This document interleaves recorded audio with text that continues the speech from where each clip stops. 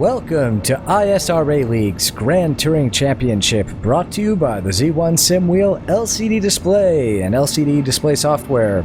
You can find both the LCD box and just the display software that you can run on your computer on a separate monitor at z1simwheel.com. It can get you all these excellent telemetry and dashboard displays on your either your monitor or on that box, and it's a great aid, especially if you've got a setup where the dashboard falls off or below the monitor line.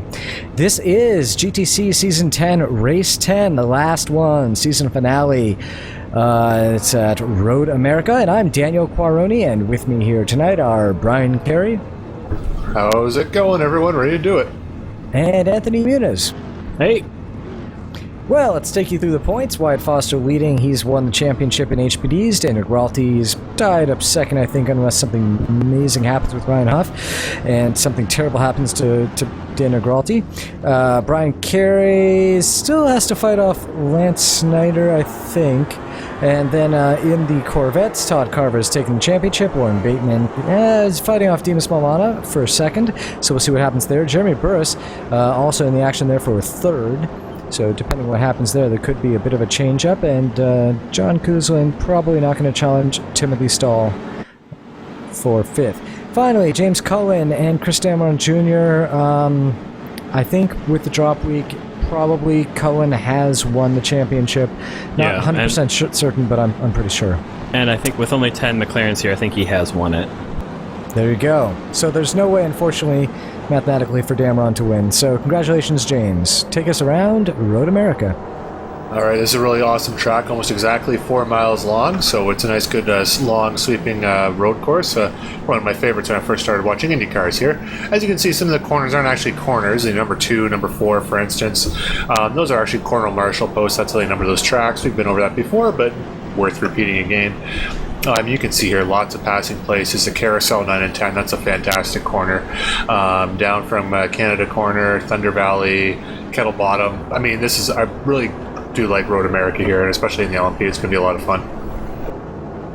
Yeah, always worth repeating just because you never know. We've got new viewers all the time, and they haven't heard this stuff. Wyatt Foster taking the pole. Who would have thunk? With Brian Carey still taking up his official role on the front row. Daniel Gralty and Mike Young on the second row. John Kelly and Brent Briles on the third. Victor Beltran and Ryan Huff on the fourth. And Lance Snyder and Matthew Voigt on the fifth row. And take you through the GT1 class one last time. Only 8 cars here. Todd Carver is at the top, a 10th in front of Dimas Malana on the front row. Mike Kelly and Daniel Buck on the second row, with Lauren Bateman and Chuck Chambliss on the third. Then Marty Jeffries and Stephen Clark will end the GT1 class.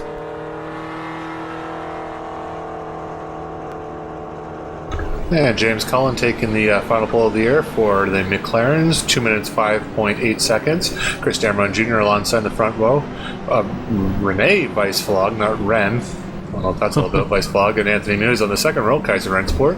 And Corey Davis, Colin McLean on the third. Russell Cow, Daniel Coroni on the fourth. And Carl Mumbauer and... Damn it. Who was that? Sounds right. Yeah, unfortunately, the accent in Renee's E got dropped because I don't have that font. Well, by font, I mean these are pictures, so yeah. And might not have them, lost them. We are By the way, in this the back track is half narrow. of the track. Yeah, it's a very narrow track, a very long track, but with some very long, fast straights leading into some pretty vicious corners. And this is one of them, Canada Corner, where you're very tempted to go wide onto that. Racist. What? What'd I say? Canada? Vicious. That's all I heard. Like a shrew. Brian, you should be apologizing for being so racist. Me? Oh, never. I screwed that up. Never mind. No, I got what you're saying. For being so vicious. Yes, that's what I meant. We all look alike to you, don't we, up here? And Wyatt Foster now accelerating down the straight, but we're going to focus on the Corvettes to get started with this race. Yeah, I'm not sure why it says Brian Carey at the bottom. Oh, I know why. Well, let's ignore that for a sec, as we've got Todd Green Carver, flag Dimas and- Moana, and huge chaos mess behind those huge two. chaos. Super And chaos. here comes the McLaren field. All guys pretty quick through here. Oh, and slowing down as the Corvette pulls out into the racing lane, and more chaos in the McLaren field. So many guys getting collected there. Wow. Okay, well then, so that thinned out our field a little bit. Yeah, so the only bad start really of the season, and it was a pretty bad one. However, we were just trying to be like Grand Am, and as you'll recall, they've had some issues down that front straight as well. Oh, my only attempt at a pass on Wyatt Foster thwarted. And Hey, that's but that. we got to see it though. We saw someone try and pass Wyatt Foster. That's only like the second time this happened this season. Oh, and damage on the front of Colin McLean, but he is currently leading the class right now. Oh no, he's not. James Cullen was able to get by. So, What does James have in his car? Yeah, Do not so know. I wanted to wait for a good shot, and James is celebrating his championship victory with his true passion. is it Todd Carver? No, we'll see again in a more close-up fashion, hopefully soon. I'm actually kind of afraid. Well, we'll see. We see Todd Carver right here. So, for all of you Todd Carver fans, since it's not his face on James's car, you get to see his car driving around track. He's currently leading GT1, just barely holding on to that first position from Dimas Maulana as they make their way down towards Canada Corner. Yes, these are the two Corvettes that managed to survive that mess, and we'll give you the rundown once we've got a couple laps on the board, but I think for the most part, nobody else survived, I don't think. Chuck Chambliss is shown running 14.5 seconds down. Oh, Milana's going for a pass. Yeah, got a nice run coming out of that final He's ahead. turn number 14. He is ahead. And That on the should be a inside. pass. And Beltran's just cursing himself because there's nowhere he can go, really. Okay, so Chuck Chambliss 16 seconds behind, but he's ducking into the pits, so yes, I think we can officially say this is a two-car race in the Corvettes. And by that I mean there are really only two cars racing. It's not a metaphor. There are literally two cars left on the track. Oh no, Well, someone just went Stephen past. Clark is going past the pits, so maybe he's well enough that he can continue on. Looks like I know that there was a small incident in the LMP class. Someone had quickly disconnected or something like that. So there was a minor drama there at the top of the all of our classes. But for the most part, everyone is doing pretty well in LMPs, and they've kind of settled themselves into their racing positions right now, all single file and whatnot. Oh, actually, you know what? There was an incident at the in the LMP class. There was contact between Ryan Huff and Brent Briles, I believe, and I see Ryan Huff in the pits just now, or exiting the pits just now, and Brent Briles might be out of the race. And Mike He's Young, already too. wiped down. Oh yeah, Young is also at the bottom of the field. So there was drama in all the classes here at Road America.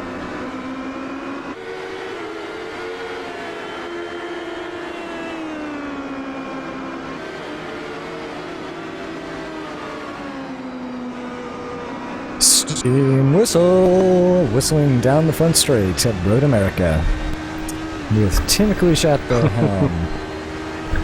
The conductor. It's a train. So he's conducting. No, he's the engineer. Right. Right. The conductor is like the dude that takes your tickets, right? Yeah. Yep. I don't know. Yes. I ride the Right. train into New York City sometimes. That's pretty much it. You should know these things. There's a dude with a hat. He takes your ticket. And I assume someone's up in the front of the train. Oh, another great run. Oh, Milana Ooh. looking to block Drafting battle. that, but wasn't able to, and Carver getting by on the inside. Nice battle Well, there. if one of these guys goes off, I'll be extremely upset. And if one of them does go off, if one of them does go off, you better hope it's Todd Carver. Otherwise, it's going to be another Todd Carver show.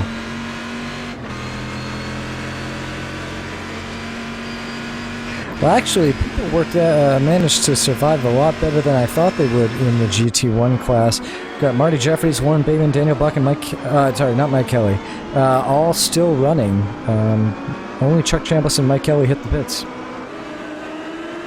And we got John Kelly I guess, caught some dirt, and Lance Snyder got around him in the carousel.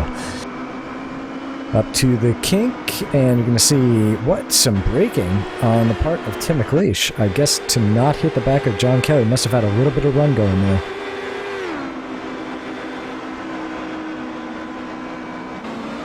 Yeah, and Kelly under some pretty heavy pressure here from Snyder, or not Snyder because Snyder's in front, from McLeish rather, as they make their way through the final sector. Then we'll go back to the fight at the top of the GT1 field.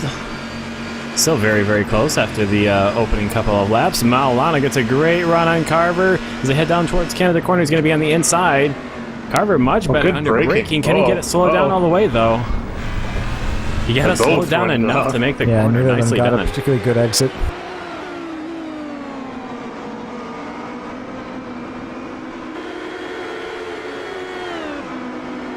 Just like to point out, me and Dan Geralti are basically side by side at this point, but whatever. Yeah, I'm not sure why it's not showing you. It really should be. Is it because there are 3 cars here? Yep, look at this, yeah.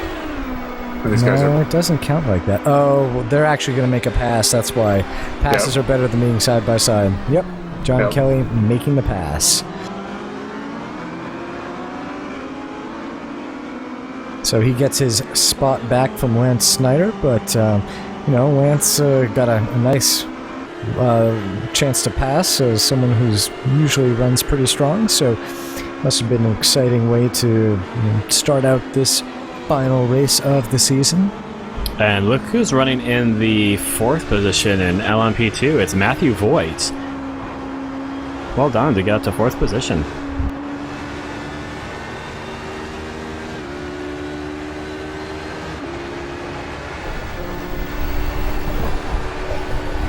Yeah, that's a corner right there. Driving through an LMP, it's regularly flat out, and it's still flat out when you're falling behind someone, but the balance of the car changes drastically when you're up under the wing of another LMP.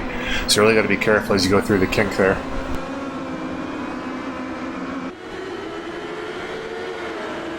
That's a cool shot of them coming out of the... I think that's Thunder Valley. What do we call them that? Or no, yes. Yeah. That's right, because there's a lot of, you have Thunder Valley in Mid-Ohio, and you've got Thunder Valley here. You've got the carousel in Mid-Ohio and the carousel here. And just very different. They mean totally different things in both those tracks.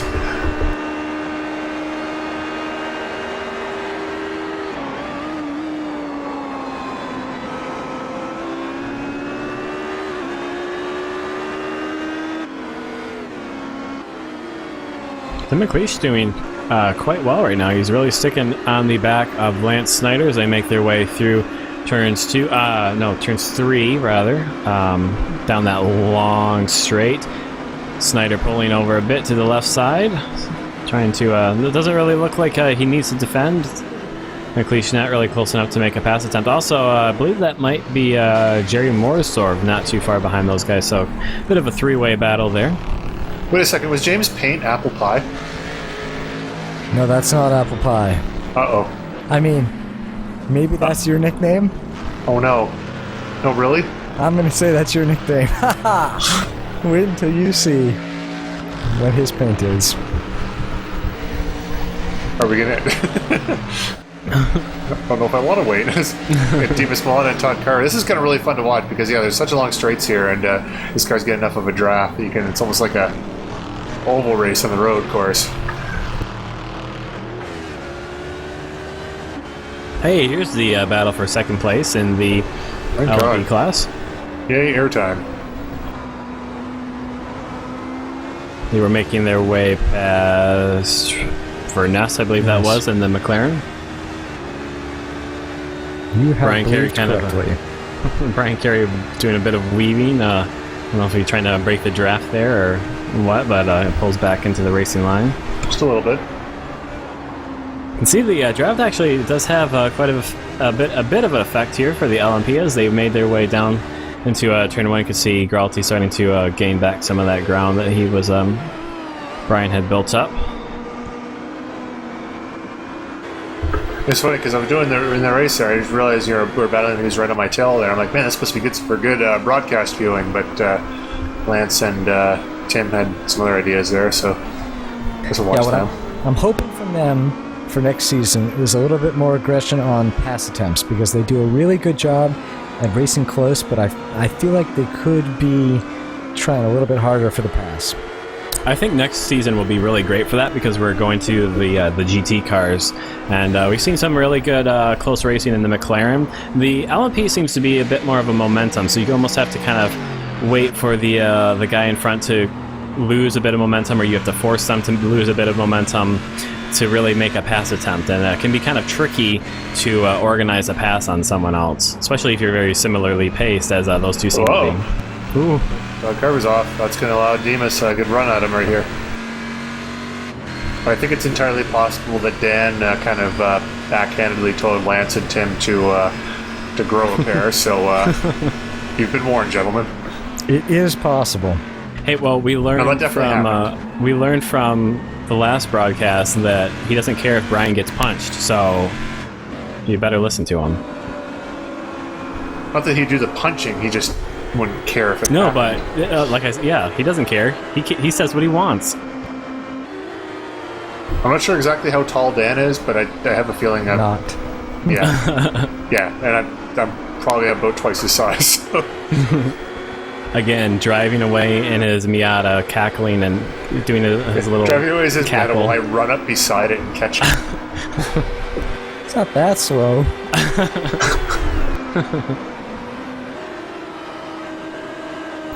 I drive my 2007 Mazda 5, so really I shouldn't be making fun of anyone's car. And had a lot of trouble with the hell the is cameras. this? No, so there were lots of issues. I had to do all kinds of repairs on the camera script because something was going really weird, and it was trying to pick a camera that didn't exist. So this was the one that I was not able to catch, and there we go. Now we're done with that. Oh, there we go. Yeah, I was gonna say, there's But also, Gralty. lots of blimp shots. So angry with Dan at this point. Well, what happened? it looks like he's got some damage there. He hit the wall. So now Wyatt's gone. I'm not catching Wyatt. I've got about 10 seconds on Matthew right now. I guess I could like fake a heart attack or something like that and drop back and start racing with Matthew, but actually, why didn't I do that? You could take an extra pit stop. That's an awesome camera. I know there's the camera bronze right there. That's a carousel right there, folks. That is fantastic. You get a whole view of it right through under the bridge, all the way around. Yeah. Very high speed, and then down through here into the kink. Not high speed in the McLaren. That corner is so frustrating in the McLaren because you get so much understeer. You want to power your way through it, but you get so much understeer if you don't wait to get on the power, and it's so tempting to just get on, but it's wait. Okay, now you can start getting on the power.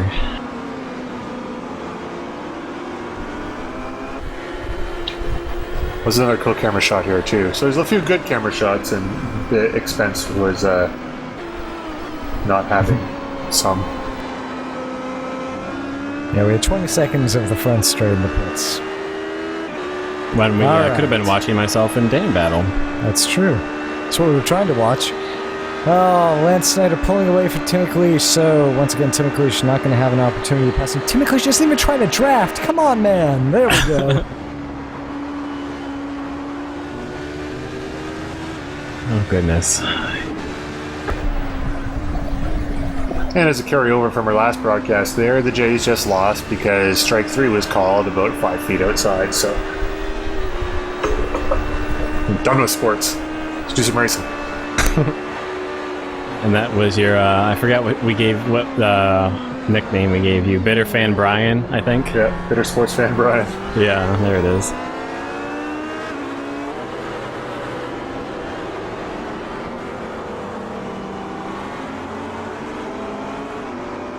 And John Kelly moving up now and starting to close on Gralty.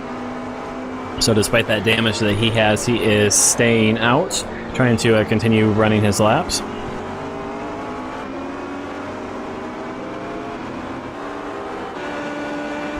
Oh, nice outside pass there in the carousel. Like as Anthony said, those McLarens take a while to get the power on because it's such a long corner. And it really loads up that front left tire.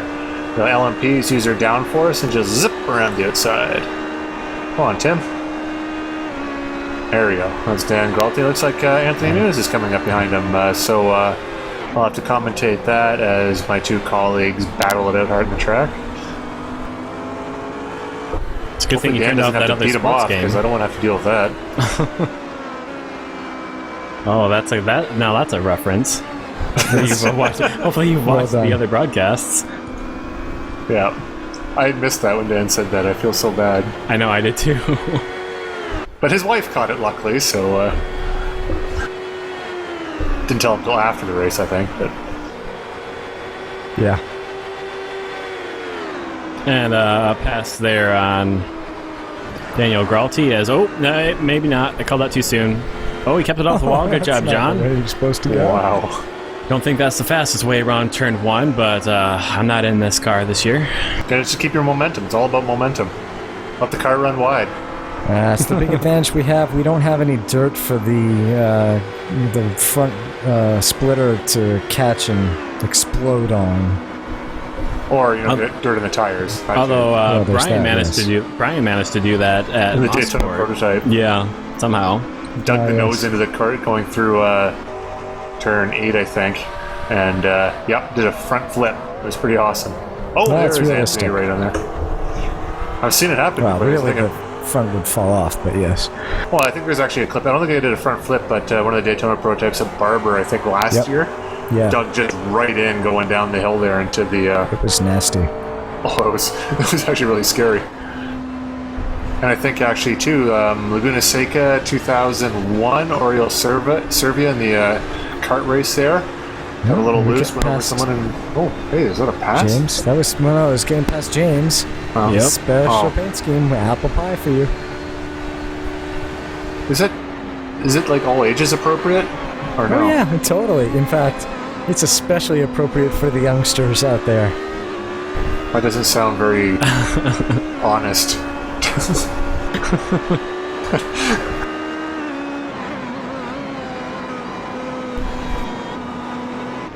I think we need like a graphical warning every time James is going to come into shot so we can... There he is. I know, I can see. You can't see. I just see the car.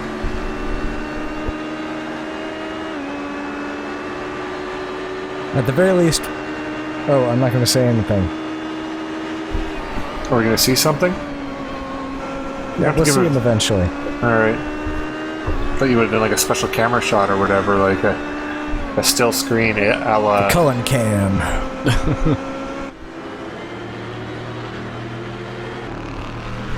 Well, at least Lance is keeping up with John Kelly pretty well. In fact, this is a nice little battle here. Yeah, Gralty, Kelly. John Kelly, Lance Snyder, Tim McLeish. Good training cars. Oh, Kelly going for a pass on the inside, and that was probably a big pop on my microphone with that P. But he does it. And Gralty looking for a cutback on the inside to get ahead on this corner, but he did not have it. I think he's down some top speed there, so... Yeah.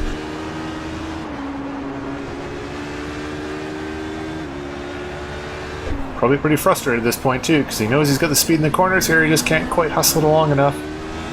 Also, you earned a good race for me, Dan. Pretty fun up to that point. And then it was like an hour and 5 minutes left of me just driving around. Although fast, I was kind of... didn't really have a lot to gain or lose in this race, so I didn't think I was going to catch Wyatt, but I figured I might as well just go balls to the wall the rest of the way and see what happens. And I guess we'll see what happens. Don't want to give it away too much.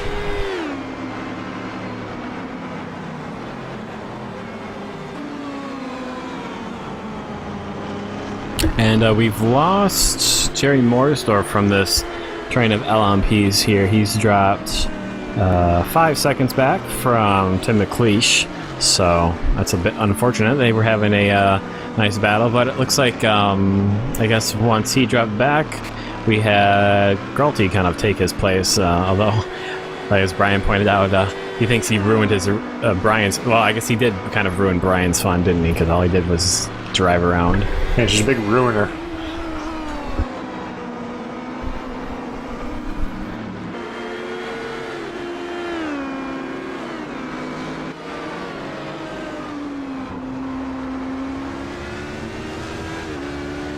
And once John Kelly was able to get by Gralty and not go flying off the track, trying to keep his momentum going through turn 1, he's managed to pull a decent gap of about 2.2 seconds over Gralty. So you can see Gralty's a bit down on top speed. Oh, and Snyder, outbrakes himself just a little bit. And he's going to run wide going through turn 5. On board with Ben Jimenez now. And and he's chasing down Daniel Quaroni, and that is for third.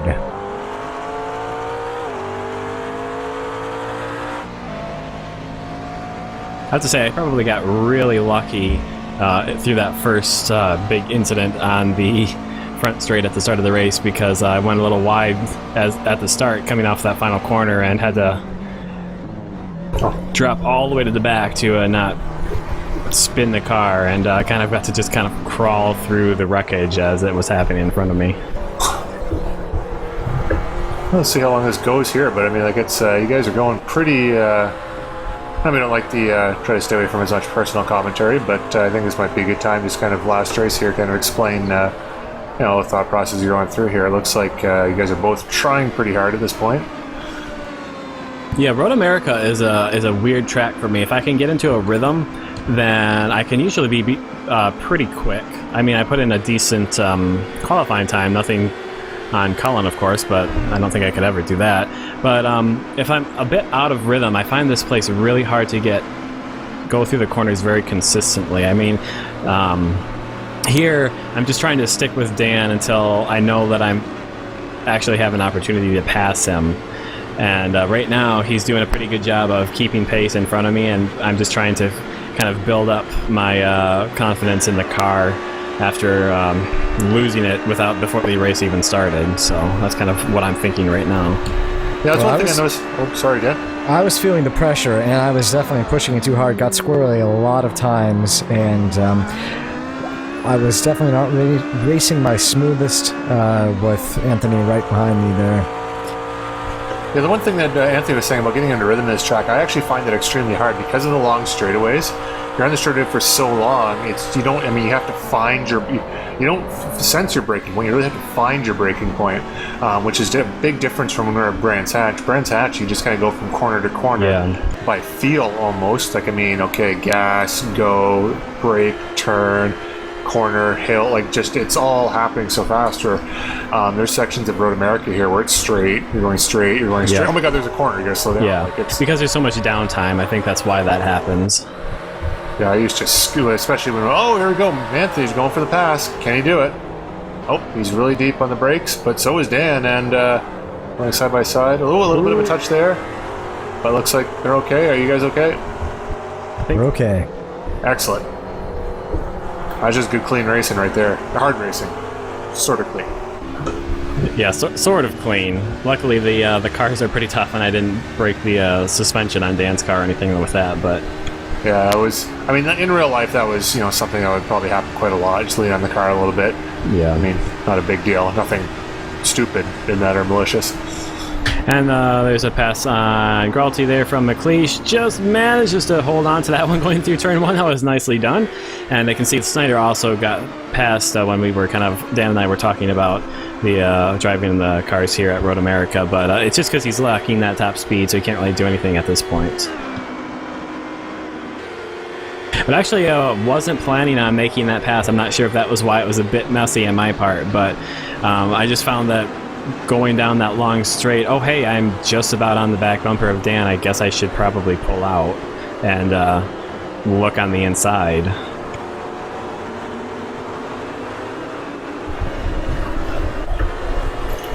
So it looks like Dan's going to be dropping back slowly right now. I mean, he has the speed in the corner. These guys are just going to drive away from him down the straightaway. Traffic might help with that a little bit. Like, he's kind of closing back up to Tim right now, but really, I don't think there's much he can do, and he's probably going to try to pit as soon as he possibly can. Actually, right now, if he pit right now, he could theoretically make it to the end of the race. He'll probably wait one more lap just to be sure, but technically in a pit window there. There's Wyatt Foster. And Dan was mentioning the broadcast about how he used to carry so much more speed through the corners than some of the other MPs. And just knowing how I was driving, I'm 16 seconds behind him right now, and we've only been racing for about 15 minutes. I just know, like, I was pushing like mad here, and I was going like 10 tenths the entire time. And he's just driving away from me like it's nothing. So, I mean, I can't even really comprehend like what that feels like to be able to do that.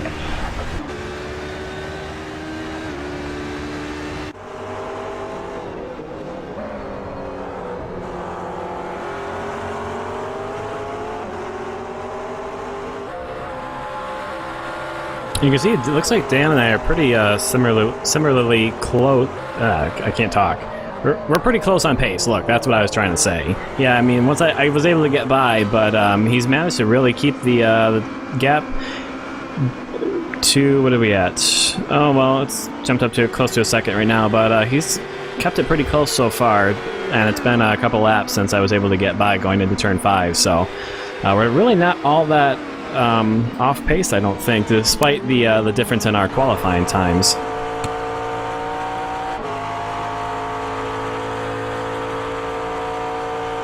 Yeah, I suck at qualifying. I'm absolutely terrible at it. I will sometimes pull off a PB, but even then, I mean, it's not an astonishing PB. It's just a little bit faster than I've ever gone before.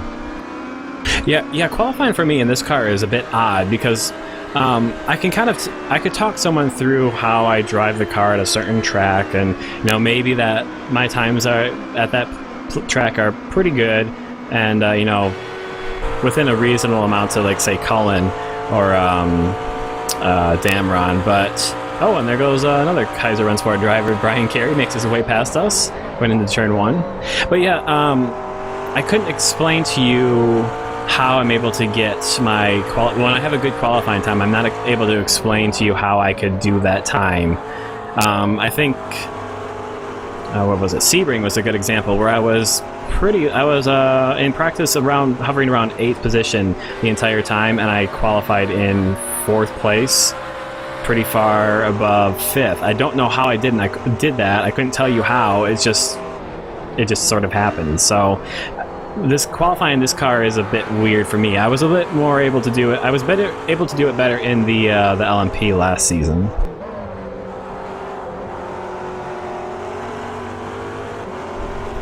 Although the LMP, your race pace was pretty solid, I'd say, for the most part.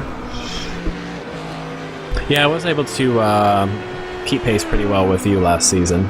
We had some pretty fun little battles, or entire race of battles, if you remember. Where was it? Mid-Ohio. Mid-Ohio, yeah. Yeah, Mid-Ohio was a tough one to pass there, and that's, possibly a couple chances in that race to make a pass or two, but being Mid-Ohio, more of a chance to destroy both our cars, and since Anthony quote unquote owns our cars, it probably wouldn't have been the best idea. Well, we don't ever run team orders. It's just I guess if someone was in a position to win the championship and they needed another spot in the race, then that would be something that we would do just as kind of an unwritten agreement. Hey, I need another spot to win. Will you let me by? Sure, because I'm not going to win, so you take the spot. But really, there's no big team orders like you see more often in, say, Formula One. Yeah. Well, the one thing too about that is it's like it's kind of one of those things. It's one of those unwritten rules. And actually, for those that don't follow the series and join in, he hasn't done it that often recently, which I think he should. But John Kuzlin would always start off every pace lap by just saying, "Remember, everyone's your teammate." Basically, just meaning like, and I try to do this when I'm racing everyone, is I don't want to make a stupid like late lunge in or whatever someone and take someone out. Like, contact's going to happen, race going to happen, but I want to make sure that if I can pass clean, and that I'm not going to unnecessarily jeopardize someone's race just because I'm trying something. So same thing with Anthony in front of me too. I'm not going to like just take a flyer up the inside and take him out. And I think that kind of works too. One thing about that I find is, you get used to the guys you're racing too, and you kind of know who races you a little harder than someone else. So if you're behind someone who is maybe in the past, won't call it a questionable path, but made an aggressive pass on you, you're more likely to, maybe take a flyer and try to stick away on the inside of him. But if there's someone that's raced you before and there's a chance where he could have gone up the inside and maybe put you off, that you're not going to be as likely to just go flying up the inside and maybe take him out, because it's just it's give and take a little bit. And as you can see, it's like for Tim and Lance, who just need to get on with it and just start doing something there. Just go, Tim. Yeah, drive underneath them if you need to. Yeah, I think that's something that you develop the more that you are racing consistently with people. If you're racing in the public iRacing servers, there might be some drivers that you come across more frequently than others, but for the most part, you don't really have an idea of how most of the drivers in the race that you win are going to drive against you. So it's really an unknown factor.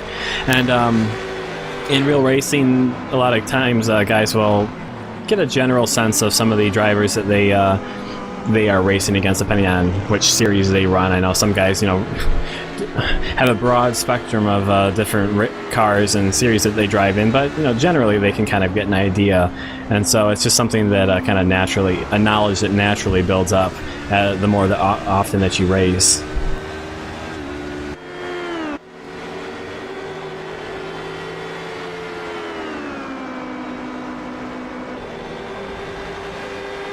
Oh, and it's going to be a Tim McLeish show for a long time. Luckily, he's close to another car.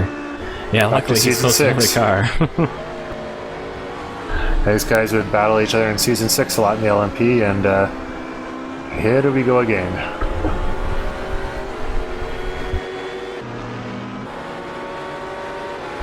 Brief camera cut.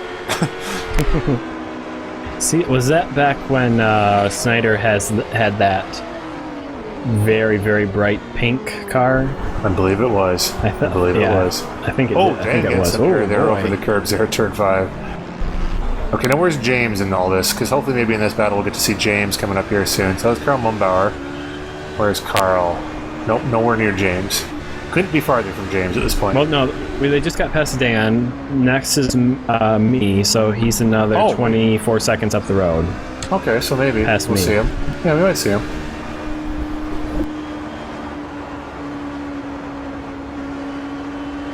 All that understeer. Finally, it's gone.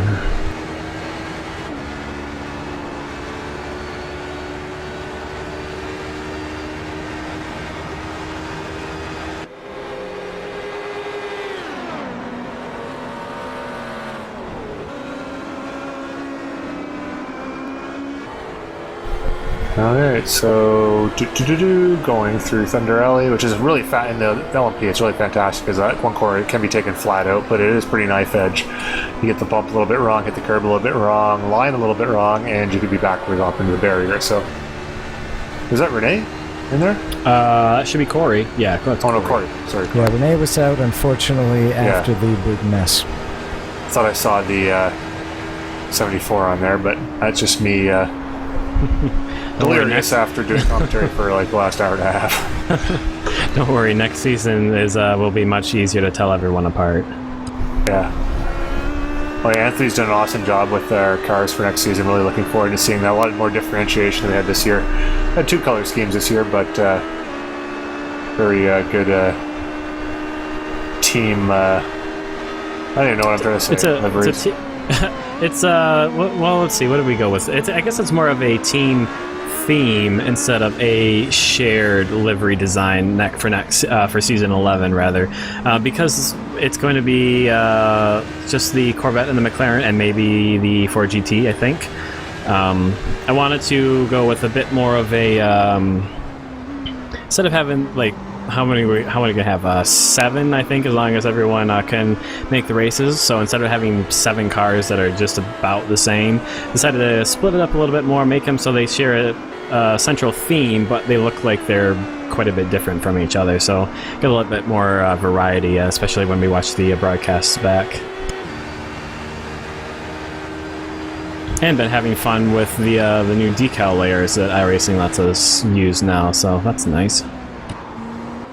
Well, yeah, that's my favorite part of the new paint schemes there, and actually I think that'd be got to find a way to get that set up for everyone to see, because it really is an improvement over the number plates that we have now.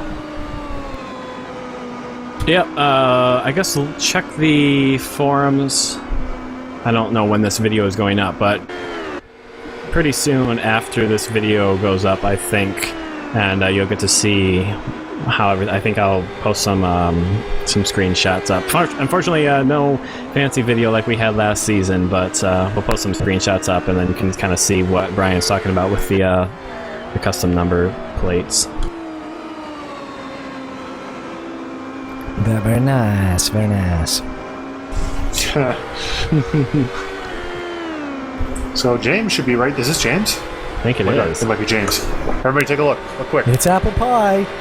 That's Brian's nickname for can't James see it. Cullen's one true love, the Beeb. Oh god. What is it? Wait, That's not really what apple it is. pie? That's your nickname for Justin Bieber, apparently. Apple pie? Doesn't make You're any the one who sense. said it. I don't know. It was just singing his thing. We always talk about that his bio was apple pie. That's not cool at all.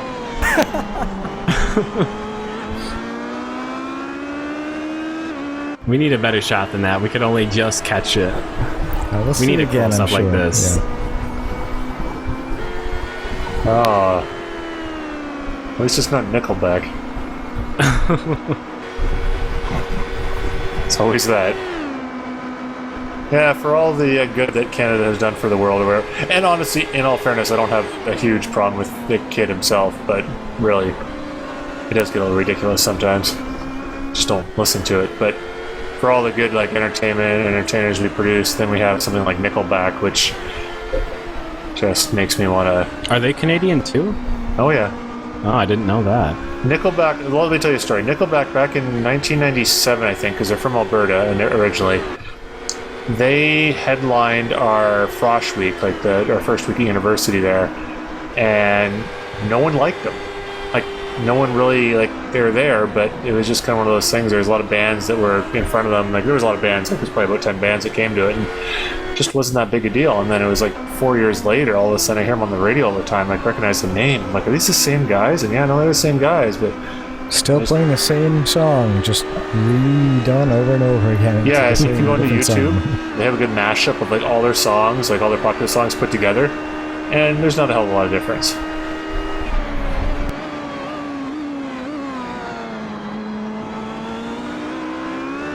Although someone did also find Nine Inch Nails is my favorite musical group, if you will. It's a guy, really, but call it a group. But the arrangement for Head Like a Hole, play that with Call Me Maybe, and you'll be surprised. I By the will way, do Call that. Me Maybe, that's Carly Rae Jepsen, also Canadian. Okay, fine, but is the creepy over-attached girlfriend also Canadian? The creepy over-attached girlfriend. You're not familiar with her? Oh, look it up. What's that? Go do Look it up. YouTube for over-attached girlfriend, and she has a couple of different videos. You can add Call Me Maybe in there too. I think that one's her best of them.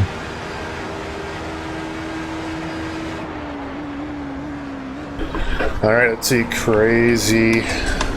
No, overly attached girlfriend. Yeah. Just overly attached girlfriend. Yep.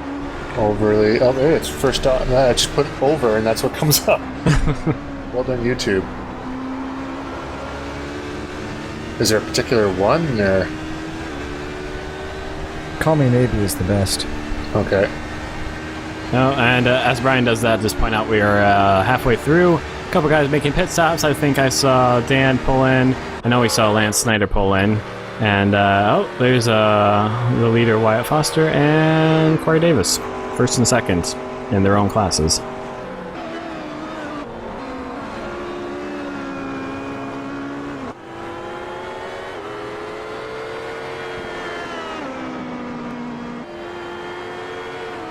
As we watch Wyatt here, I'm going to watch this video that's going to scare the crap out of me. Uh-oh.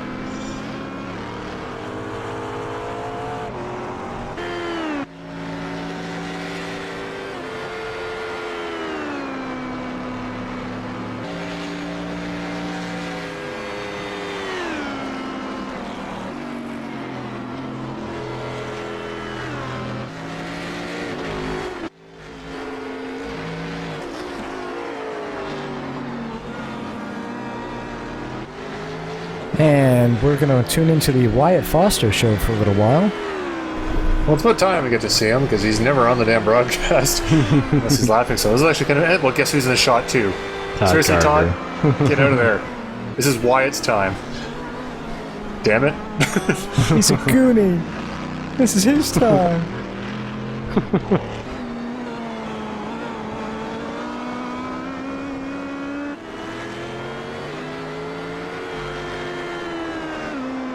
No, overly attached girlfriend is from the United States.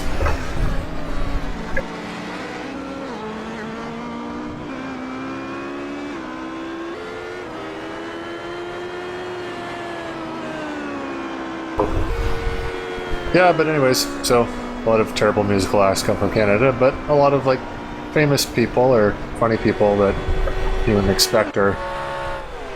I can't even begin to name right now, but there's a lot. I was going to say, who would those be? I don't know, like Jim Carrey, Matthew Perry,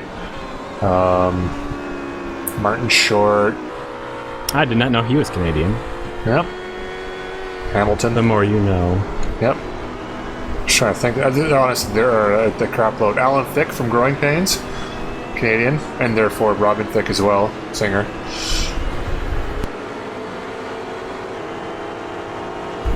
Yes, obviously Bieber, Timberlake, Celine Dion, who I hate with a passion.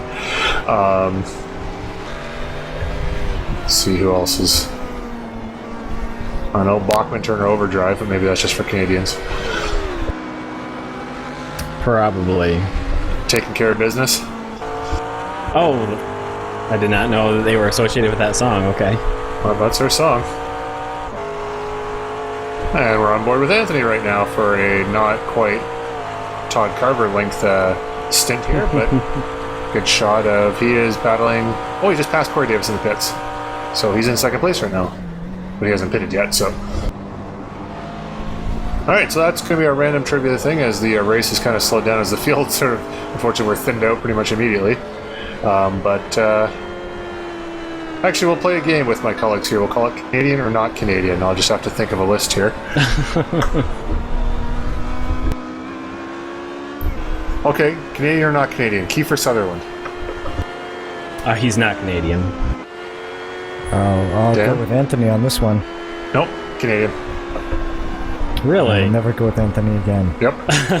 Let me just see here.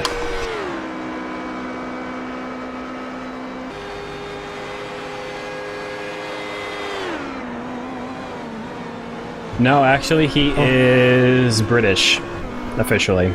Kiefer Sutherland? Yep. Yeah, that doesn't count as Canadian. Canadians are Brits, but What? Brits are Hold on a not second. Canadians. Yep. Born in London, England, UK. He was born there, but his dad's Donald Sutherland, who's most definitely Canadian. Yeah, but he's born in the UK, so that makes him British.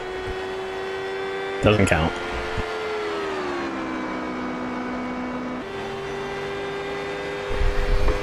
It says right on his thing he's a British-Canadian actor. That counts. But not if you're born in the UK.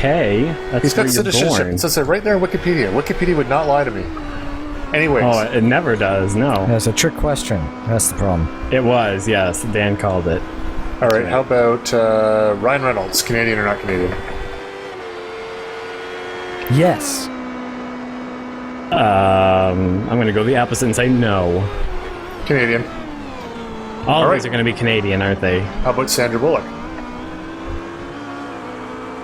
I don't. Yeah, sure. Unfortunately, Canadian. No, not Canadian. No, okay. But that's just, there's a movie that her and Ryan Reynolds was in where she played Canadian and he played American. It was somewhat ironic. And Wyatt Foster just took a corner. Damn, that guy's fast. Seriously, I just watched how he entered there and then hurry downs. I didn't know you could drive the car like that. Okay, hold on. I'm going back to my list here. Are you sure? Because it says here that she was born in Washington, D.C.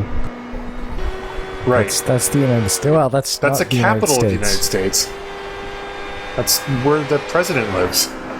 Yeah, didn't you say? most- I thought you said she was Canadian. No, she played Canadian in a movie where Ryan Reynolds played an American. Okay, I'm just gonna... Okay, never mind. I'm just gonna shut up because apparently you were confusing me tonight.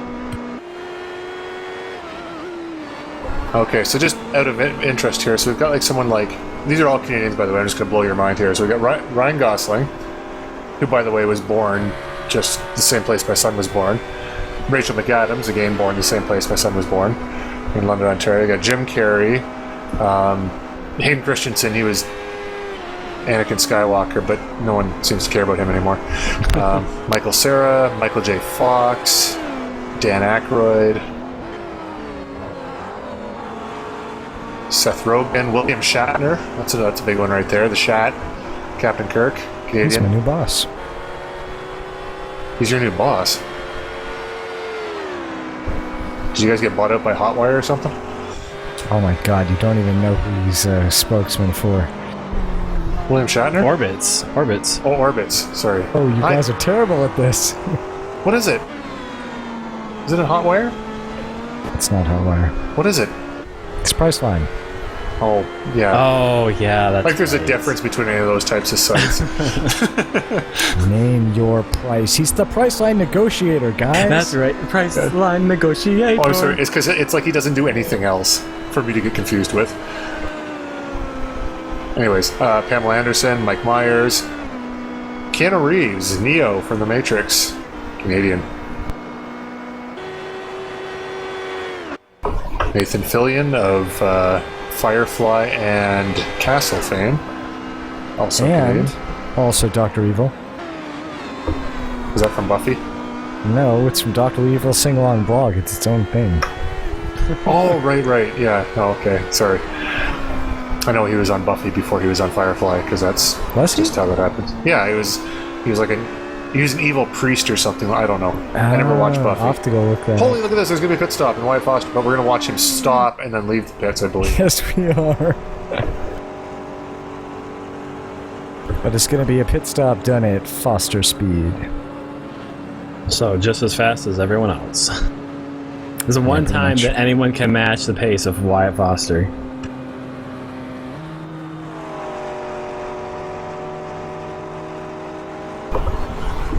So anyways, I think those are pretty sizable list of Canadian type. Well, I guess Alicia Cuthbert. I don't know if she's relevant anymore, but Canadian. Tommy Speaking Chong. of matching the Cheech and Chong. speeds, Brian Carey into the pits.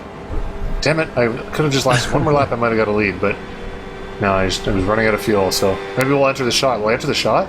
Come on, buddy. Come on. I don't think so. Your pit stall is way Do back there. it. No, I'm right behind him. Oh, you are? Yeah, see my He's little red revving guys his there? engine. He's revving his engine. Am I in there? Am I in the shot yet? I didn't get to see him. Nope. This is garbage. No proof that you're there. Nope. They just have to take our word for it.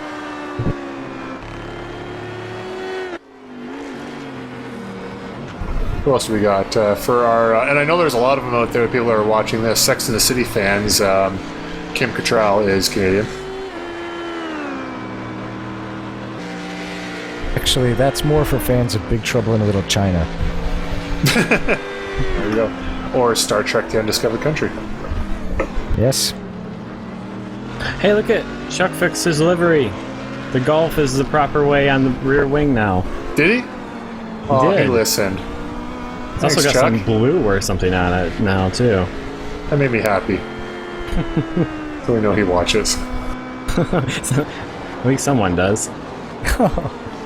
There'll be a lot less after this broadcast. I'll tell you that. Well, This turned into No. the Who's Canadian show. unfortunately, that's what happens when half the cars crash out on the first lap. But we've joined Corey Davis, who looks like he's going to get by Anthony Muniz in the pits. Good job, Corey. You're really passing like a man. Yeah, Corey. Somehow he's always way better. That's one person I'm not as fast as in the pit. Somehow he always gets way ahead of me. I don't know how. Hold up, look at that. Oh, Tim nice. Nice. Good job, Tim. That was... There's the pair that everyone was telling you to get. Yeah, now if Lance could just, just waiting for his, Step up, bro. Yeah, exactly. Do you guys know who Bruce Greenwood is? Nope. No. He's like in every movie ever made. But anyways, Canadian. What was he in recent? Oh, he's the... that guy. He's captain. Yes, He's a I know captain who in he Star is. Trek. Yep, I know who he is. He's Yep. Kirk's mentor or whatever. I just didn't know him And by then add the another name. 80 movies that he's in. Like there's a period in the late 90s, early 2000 where seriously he's in every fifth movie. Colin Fior, I don't know if you recognize the name, but he was the same sort of thing. In like every movie. I think he's been in a movie with Ben Affleck like 5 times. No one knows who he is though, except for me. Because he lives around here. Not like in the neighborhood, but like... Oh, you mean you're not neighbors? No, a lot of land area over here, and even in southern Ontario, which is the most densely populated part of Canada, still a lot of empty space. Which is something you'll find in New Jersey as well, which kind of surprised me once you get away from the east coast there in New Jersey. It's just a lot of... It is a garden state for a reason. There's a lot of green area. Not a lot of people. Speaking of green areas, there's Tim McLeish's car up ahead of John Kelly. We are still watching this, by the way. Like, I just don't want to make you think that I've totally checked out, but it's actually a good battle. Oh, see if John's able to catch up to Tim here while I go back through my list of random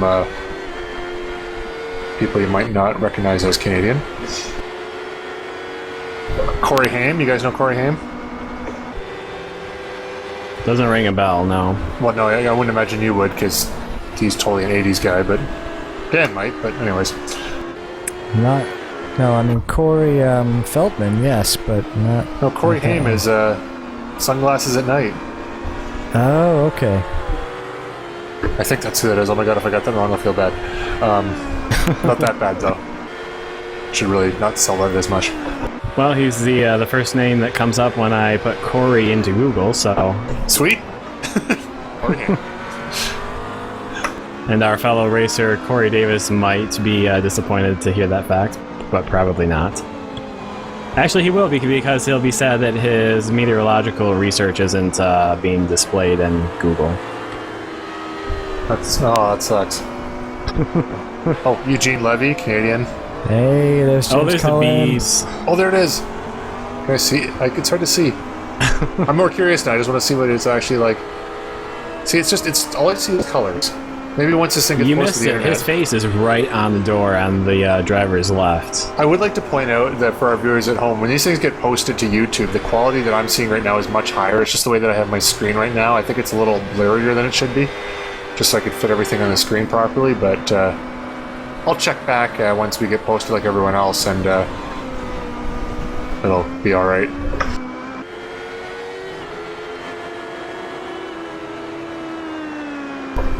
You guys ever seen the TV show The League? Or the Fantasy Football League? No. Alright. Oh, Carrie-Anne Moss from The Matrix, also Canadian. And from Memento, and a number of other movies. Memento being my favorite of those. Well, I know I like The Matrix. Can't say I love The Matrix, but Memento is an awesome movie. You guys see Memento? Yes. Oh, it was good, yes. Yes. If you haven't seen Memento, Anthony, anyone else out there, watch Memento. It's a fantastic movie. That's Christopher Nolan, actually, the guy who did the Batman movies. That's one of his movies.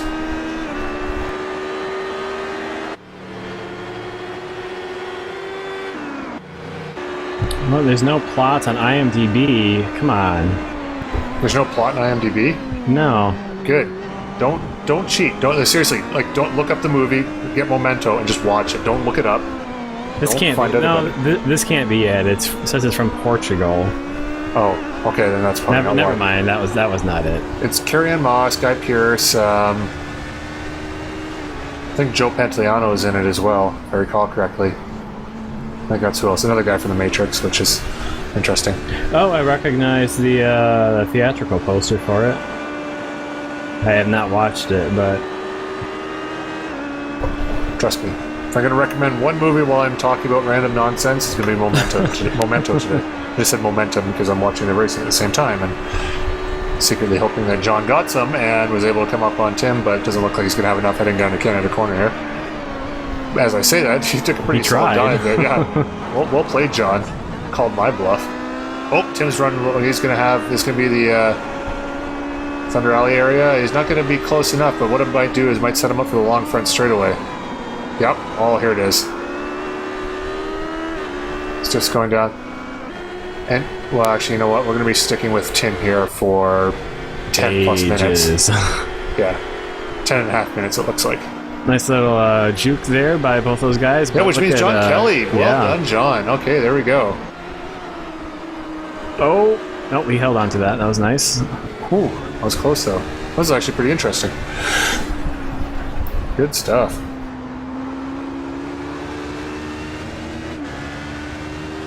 Yeah, GT3, nothing happening there.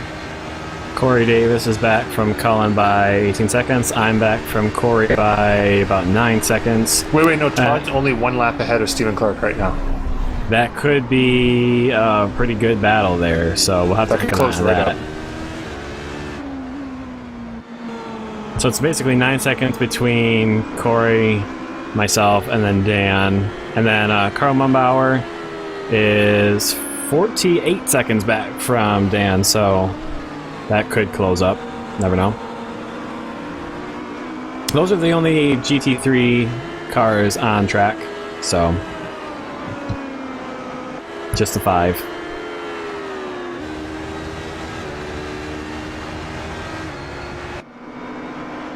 Also, am I right in thinking that last broadcast's intro was a Mr. Rogers impersonation? Yes. I'm hoping that's what it was. Me too. More than you could possibly imagine.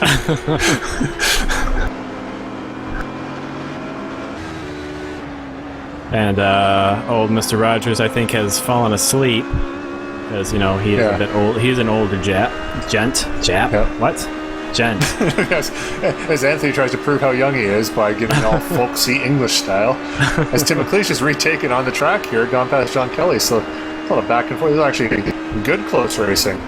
It's not just fill in some space close racing. This is actually action on the track. Although I think they might just be bored and playing with each other. Oh no. Well, luckily, I had a little bit of a laugh over on that little remark, so I don't think anyone can take that and use it against you. No, I don't think that's true.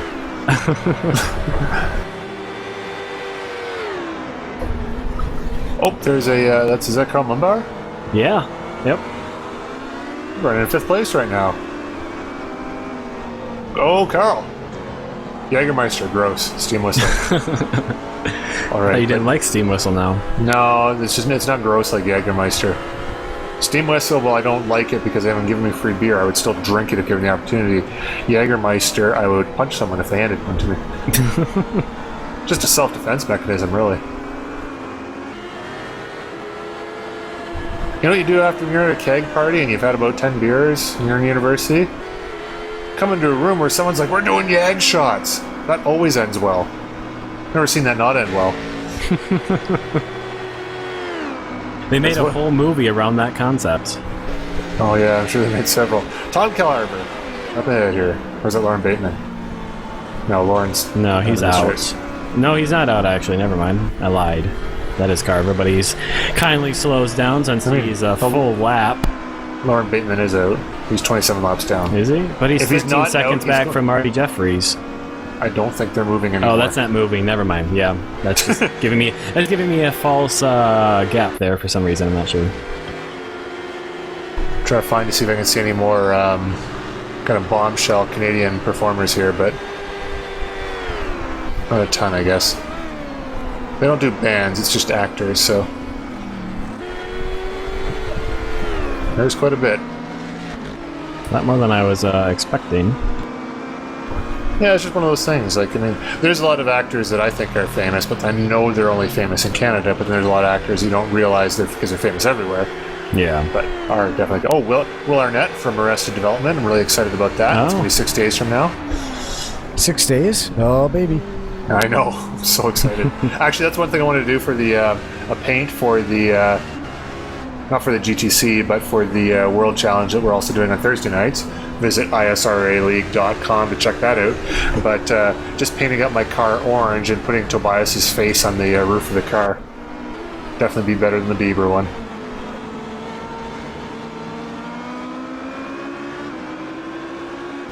Also, another recommended thing, if people have Netflix, all the previous 3 seasons are on there already, so get on there and watch those if you've never seen those before. This show is just absolutely hilarious. That being said, some people, if they don't like it, you just hate it. But if you do, it's probably still one of my favorite comedies I've ever seen.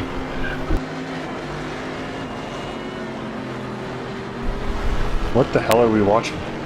We're looking at a nice. It's cool, but looking at the tree box. Yeah, the tree boxes that iRacing didn't. Oh, cool! It's heading to the last corner.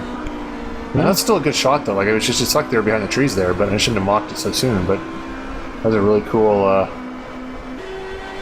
Man, that was pretty cool. It's actually, it's one of those things that I wish they kind of get incorporated into iRacing or do it more actual racing. But in the World Rally Championship, they have those like the drone helicopter shots, where they'll put it over a hairpin somewhere out in the middle of nowhere and just get fantastic high-definition shots of these cars that you'd never otherwise see.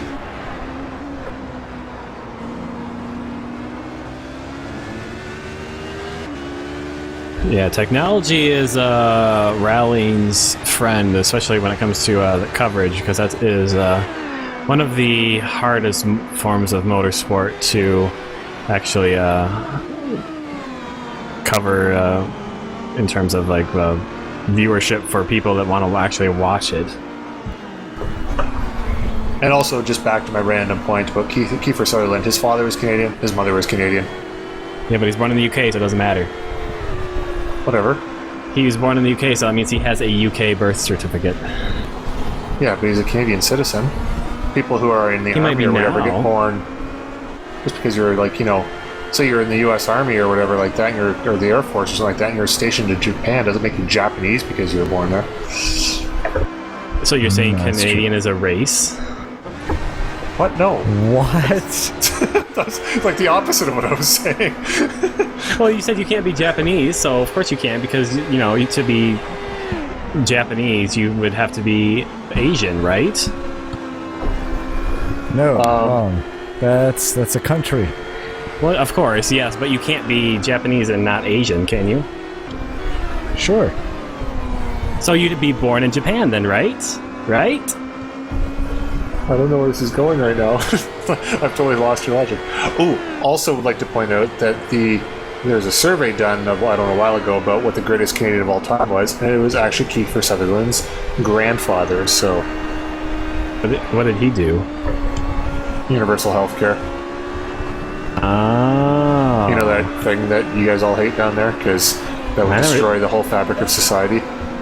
For people not to die from getting a tetanus infection. That would be anti-capitalism, I guess. Yeah. So that means all you Canadians must be communists then by... Whoa! Yeah. Trust me, I hear that a lot. Do you? Compared to some people down there, I'm being a bit sarcastic. I'm being a bit sarcastic there, but okay. Socialist would be the more... Socialist, yes. Yeah. Although not as much as you'd think. And America is actually pretty socialist too. I was about to point that out. Yeah, but see, I'm in Canada. Don't point that. You shouldn't have said that, because there will be people at the door. I think the FBI. The FBI doesn't care about me, but they might come there. I do get to watch. Being so close. I mean, I grew up in Sarnia, Ontario, which is across from Port Huron, Michigan. So border town, and my parents. Oh my God! My goodness! Oh wow, that was holy mother of. That was nearly terrible. And John Kelly, good recovery. He didn't even go off the track. Well, I mean, he went off the track to avoid him, but he didn't run wide or anything. But there we go. There was that moment there that brought me back a bit. But yeah, that's a great place to put your left wheels off under braking and spin the car. But John Kelly did the whole hog and then got it back on, so he did not balance. spin. You don't put two wheels off. You put all four off. Apparently, that's the trick. Oh, and then... Oh no, Tim McLeish. What happened? Tim. Did he forget about fuel or something? Or did he slow down? I don't know what happened there. Something's wrong. Tim, buddy, come on. No. I'm taking this really hard. I apologize. That was a good battle, and we were with it for a while. Well, I was just about saying that being so close, and my parents live in the States, and knowing a lot of Americans, and obviously a lot of American TV, that America does amuse me sometimes in some of its contradictions. Which is kind of why it's cool, but also very confusing.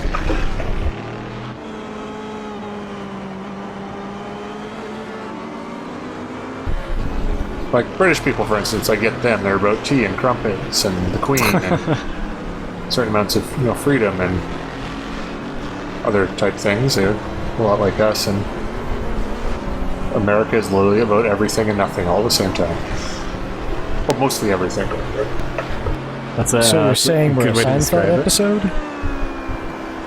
You know what? That might be the best way to explain America.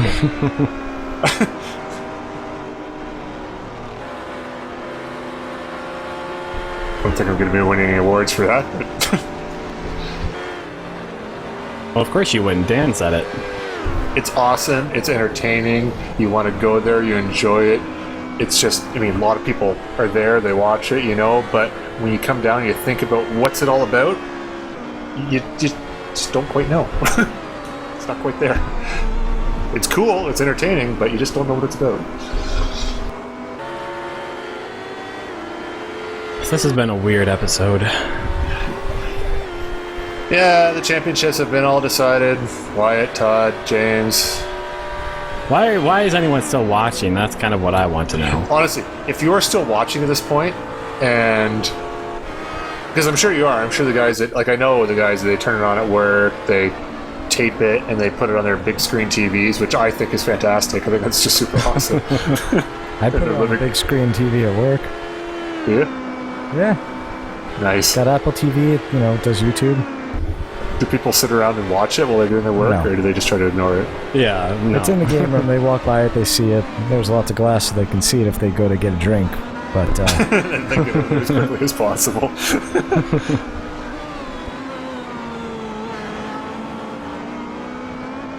yeah, unfortunately, half the field decided to wreck out. Championships decided.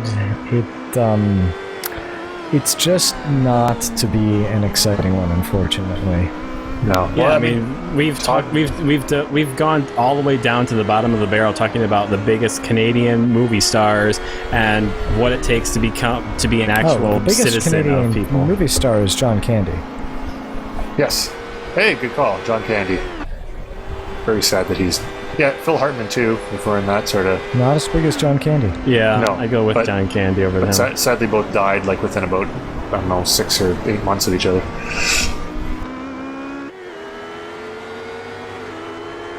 Yeah, actually, the cast of SCTV, which was a Canadian variety show that, much like Saturday Night Live, but honestly They funnier. became the cast of Saturday Night Live. Yeah, most of them, actually. Like, Eugene Martin Levy. Short. Yeah, John and, Candy, Dan Aykroyd. And then guys like Jim Flaherty. So if you don't know who Jim Flaherty is, you probably recognize him from some things, but primarily from Happy Gilmore as the guy who tried to run over Happy Gilmore with his Volkswagen. Eugene Levy, who I'm sure you guys all know because he's been in everything. American Pie, probably the most relevant. And by the way, when I said, I called it American Pie, I was, one of James's other whatever. I just assumed that... You said apple pie. Yeah, apple pie. Because that's your nickname for Justin Bieber.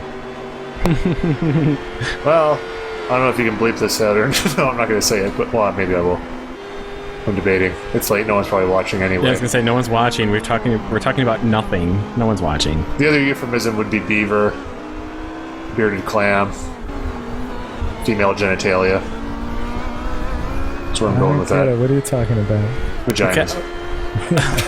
I get okay. You lost me with the other ones. The first one I got. but- American Pie. American Pie, yes, you understand. Then where you'll I'm coming understand where I was going with that. And because James said he liked apple pie, I was kind of going for the double sort of, but then I thought that'd be gross. There's James. Look, there's Let me James right tell there. you something about Lance Snyder in the forum said about our Watkins Glen broadcast that there were so many opportunities to say that's what she said, and I was going to reply, yeah, but Lance, we like to keep it classy on the broadcast.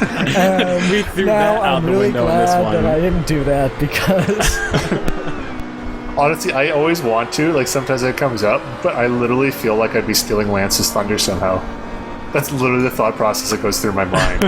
I'd be ripping off his material, even though he's ripping off material from, all over the place. Uh-oh. Oh, Lance, he heard us and he was sad. Wow. That sucks. yeah, he's parking it. Or is he going to try it? No, he's deciding now. He's like, it's kind of damaged. I'm going to let everyone buy. There might be a car coming, so I'm still going to let them buy. I love your Lance voice. That's roughly what Lance sounds like. Lance sounds like Dan with a slightly deeper voice. By the way, people, we've been doing this for well over 2 hours at this point because we cut Brand's commentary just before this, so as you can tell, we've passed the point where just the filters are gone. Just general caring about what comes out of our mouth, essentially. There's Wyatt Foster and John Kelly up ahead, running in a solid 4th place, but he's 20 seconds ahead of Tim, 12 seconds behind Matthew. And just, I want to point out right now, I'm in 2nd place right now. I'm 43 seconds behind Wyatt and 52 seconds ahead of Matthew. I am literally as far away from any competitor as I could possibly be on this track. It's essentially what we're doing, like 1 minute 50. So yeah, 110, 55 seconds on either side would be half and half, and I'm just smack in the middle. Not a soul in sight.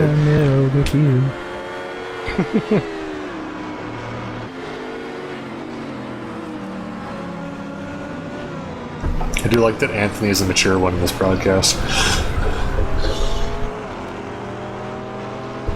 Such as that is. Yes, I guess you could say that. Least likely to go lowbrow. Well, I just like to keep it classy, or as classy as we can, and not go any further than we've already gone. Minimal threshold there, Sam. Look, I'm what pulls this broadcast back up out of the gutter, and I'm doing a pretty poor job at it right now, but I try. Well, you've got 3 minutes 40 seconds to do your job, because that's all we have left in this race.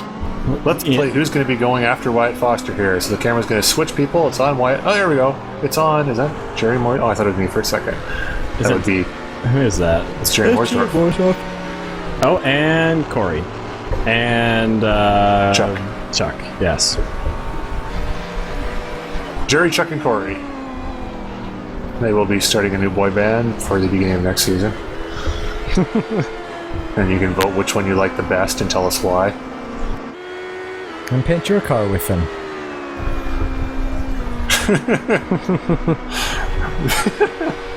Oh shit! I just also, swore for the first time on the broadcast. You can leave a comment for the name you think that they should go with for their boy band. GC squared. That doesn't sound like it would appeal to preteen girls very much. What's a really inappropriate name that would appeal to preteen girls?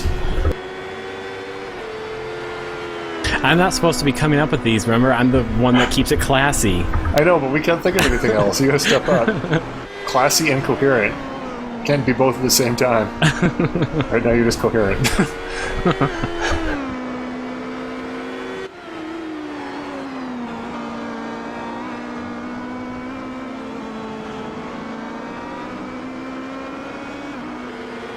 Hey, there's no, it's not a battle, but I have managed to pull up about 5 seconds to Corey Davis, and he's only 5.4 seconds in front of me now, so that's closer than Wyatt, who's leading Brian by 46 seconds. So the next smashing 2 laps, you're gonna pass him, right? Well, we'll have to see how that plays out. Looks like he's dropping back right now, folks, so that's not gonna... Oh wait, no, he's getting back. No, it's coming back. It's just a ploy. Just making it exciting, you know.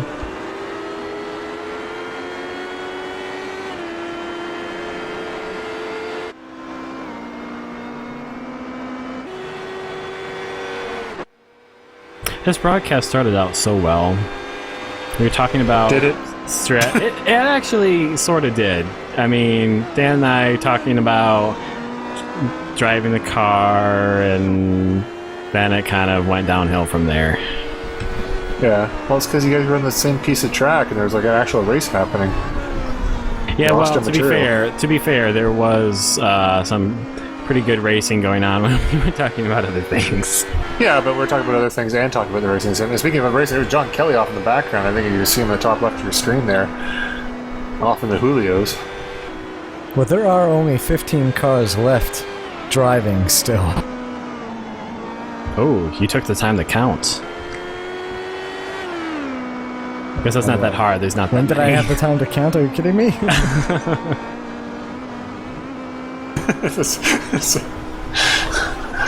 Oh, that's So awesome. we got the white flag. So Wyatt Foster's going to round out this last lap, and he's going to win, and he's going to take the championship home.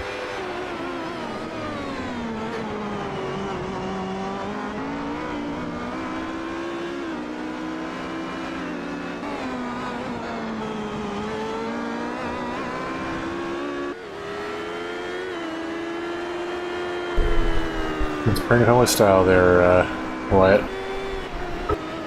I would really love to have been able to cut to some Corvette infomercial telling us how their race technology transfers to the street car. Why can't we have that? Why don't we have that sponsorship? I don't know, but if, you know, someone works for Corvettes or knows someone, don't pass this video along because this is not our best work. Do one of the other ones that was good. And then reference back to that comment. Just don't pick whichever one it was where we said Corvette sucks and we didn't like the car. Are we going to watch Wyatt take the checkered flag to reign in a championship? And you look at this, he just passed me, which means I get one less lap. I never got a white flag lap. And there he is. Victory for Wyatt Foster in the LMP coming through. That's the first time we've actually seen that happen. And then we cut immediately away to Dan. Because why not? Yeah, that's finishing. Yeah, look at me. John Kelly coming through. But yeah, no, Wyatt Foster taking the championship with style, winning 9 of 10 races. The only race he didn't win was the one that I wasn't in. So, sucks to be you. And Dan Crony, let's see if we wait for someone else to cross the finish line. Big long track here, so.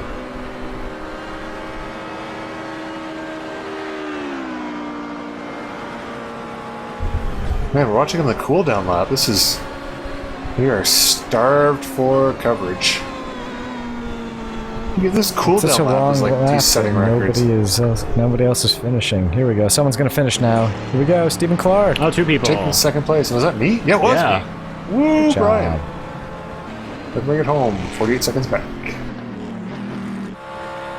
Carl Wimbauer. Jaegering his way across the start finish. No, that's a verb. James Bieber. Oh, are we going to see it? It's so hard for me to tell. Jerry Morsdorf. Surprising Bieber fan. I don't know. Probably not. Yeah, he was screaming behind Cullen. He was, yeah! Chuck Chambliss. Definitely not a Bieber fan. Actually, I don't know. I can't say that for sure. I'm just guessing. Leash. Calling that a safe bet. Sixth. Corey Davis taking the second spot. Anthony Muniz with a third. Matthew Voigt. And look, Wyatt finishes with a perfect score for the season. That might actually be a first. Daniel Gralty takes a second trophy. Ryan Huff, last place on the podium. Then there's Brian Carey, Matthew Voigt, Lance Snyder, John Kelly, Brent Biles, Tim McLeish, and Mike Young. They all got points and finished and stuff. Todd Carver takes the championship and stuff. Okay, so I don't know, maybe my scoring's right, but Lauren Bateman and Dimas Malana are tied for second. Is that right? Dan Gralty, can you confirm that? League admin? We'll have to find out. That's actually kind of exciting. Jeremy Burris is third. John What does exciting mean? Oh no. James Cullen wins in the McLaren. Chris Damar Jr. taking him second. Corey Davis third. Nicely done. Anthony Muniz fourth. Good job, Anthony. Fifth is Russell Cow. Then Daniel Reness, despite hating the car and spinning it all over the place, takes sixth. Colin McLean seventh. And hey, look at me. I lost the time for the rest. But there's Brian Carey. Where did I finish in the championship? Like fourth, fifth, something like that? Fourth, I think, yeah. Woo, top four. Hey, go there's away. the schedule. The We're done. Yeah. Look, after this race, we're just done. We're done. All right, so season 11, sign up. It's going to be great. It's going to be 4 GTs and McLarens in the same class, and then the Corvettes in the first class, the faster class. Check out these donuts I'm doing here. I can't see them. Oh, they're there. Oh, wait. Oh, yeah, that's right. Did we drive around? Ooh, they're so awesome. You blew the No, actually, someone ran cover into there me. or something. Oh, okay. I wonder was doing why. good donuts Sounds like and you're then just someone ran weaving in into around me. the pit lane. All right, well, that's our show this season. And I would especially like to thank Brian Carey and Anthony Muniz for joining me with this on this one. I like making that you it didn't, through. I like that you didn't. I like that you said that it wasn't our awesome commentary because it wasn't. No. Thanks to This is the A Z1 material. Simwheel for their sponsorship of the series, Sorry, Russell. and to the Good point. to the admins and racers for crashing and burning on the first lap and keeping it real exciting for us. We will see you again. Well, I don't know, when I think June 3rd or something like that is the first race of season 11. So look for the commentary about a week after, so around June 10th. And we will see you then. Sign up and drive, guys. It's a lot of fun. Have a good night.